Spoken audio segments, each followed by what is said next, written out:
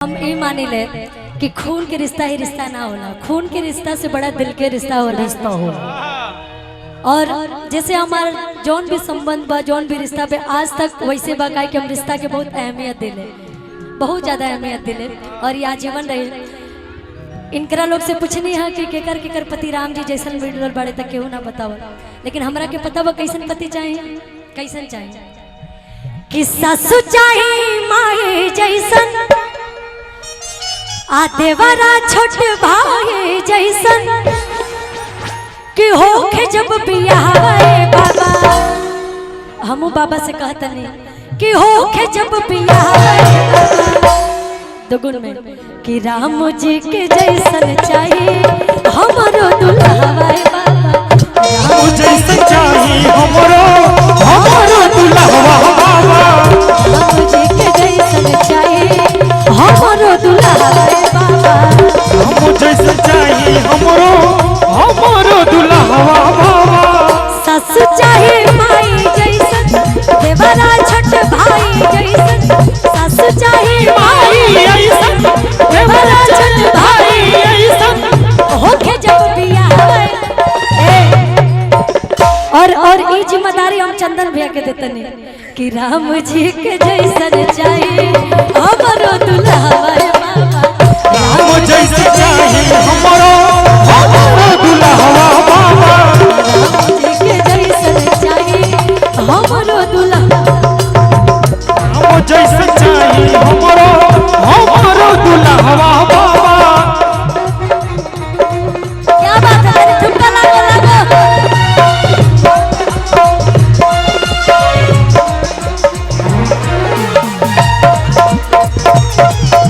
क्या बात है, जय हो बाबा, बजावे ले हमार जोगिया हो, डम डम डमरू बजावे ले हमार जोगिया, राम जी के जैसन हमरो दुल्हा,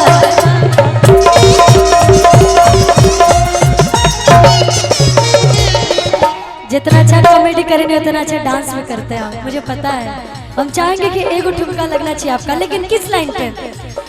देखिए हमारे बहन लोग नहीं कहले, लेकिन भाई लोग जब सोमारी करेले तो का कहले, का कहले?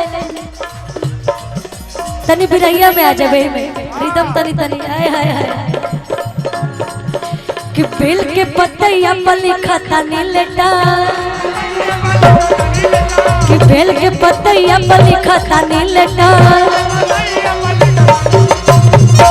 कितना लोग भाई ऐसे बड़े जकर ब्याह देखे भाई लोग हमारे, और कितने लोग बाबा धाम जाने वाले हैं इस बार, कितने लोग जाने वाले हैं? अच्छा इनके लिए कुछ बोलिएगा जो लोग ब्याह नहीं किए हैं अभी तक। चलिए कॉमेडी बोल दी। हाँ कुछ बोली, चलिए जो लोग ब्याह नहीं खे कहले, जो बियाह नहीं के कहले जकर ना ना ना कुंवार लोपो। चलिए प्रेम से बोलिए साचे दरबार की। चलिए यही सावन की पावन महीना में कुछ हमनी के माता बहन बेटी ऐसनो बाड़ी सा कि गांव में के लइकनी कह तरी सा अरे चलबू बाबा धाम, तू कहीं रुक हो जाए के तो बा, मगर अपना यारवा से पूछ ली तब हम जाए, जाए भोजन तो दो गलवा हमरा का भोरी रास्ता चले ना दी, खाली मैसेज कर हमरा का परेशान कर दो। तो लोग लइकनिया अपनी लवर के लगे फोन लगौले बिया, कहतिया हेलो हाँ नमस्ते, देखी ना आई खुशी बनी जाता नहीं बाबा धाम हम हो जाई, तो कोनो से कुछ लइकवा कुछ कही त ई कही लइकनिया अपने खान सबका बुझल का हां इहे कुल बाबा धाम में होला भीड़ भड़का में। ए खुशी जितने एकर बाप भगठा ओ सब के ई भगठा, तो कुछ लइकनी कुल के लभर लो लागे लो हर जगह गइला में टोका टोकी करे, तो वो सब चीज तो हमने के वीडियो बना के डालनी जा, जो उनकी वीडियो हमारा लगता कि 20 मिलियन भी क्रॉस कर ले बा, मगर आप सबके बदौलत आप सबके अंगूठा के बल से क्या आज हमने के जीवन में खुशी बना। तो सच में हमने के जीवन में कुछ खुशी जी ना रहा, अपने खून का रिश्ता का एक बात बोला तो मैं बोल देता हूँ।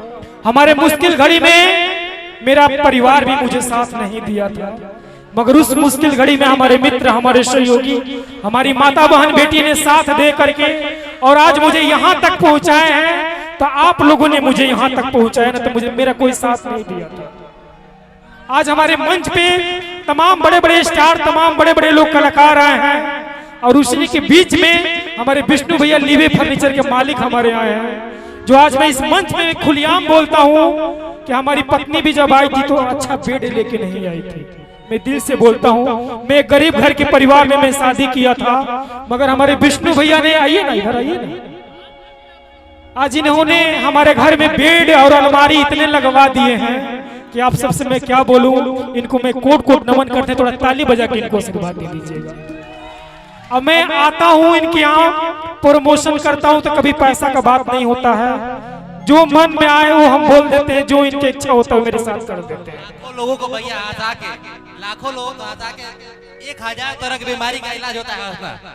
और जब सब लोग घर भर शाम को टेंशन से घर जाता है काम करके, और आपका 2 वीडियो देख लेता है तो उसका सब टेंशन खत्म हो जाता है। तो इसके लिए भैया ये आप बहुत बड़ा काम कर रहे हैं। Thank you thank you thank you. Cord दीजिए भैया। कुछ हमारी माताओं बहने का फरमाइश, लेकिन मेरे भाइयों की फरमाइश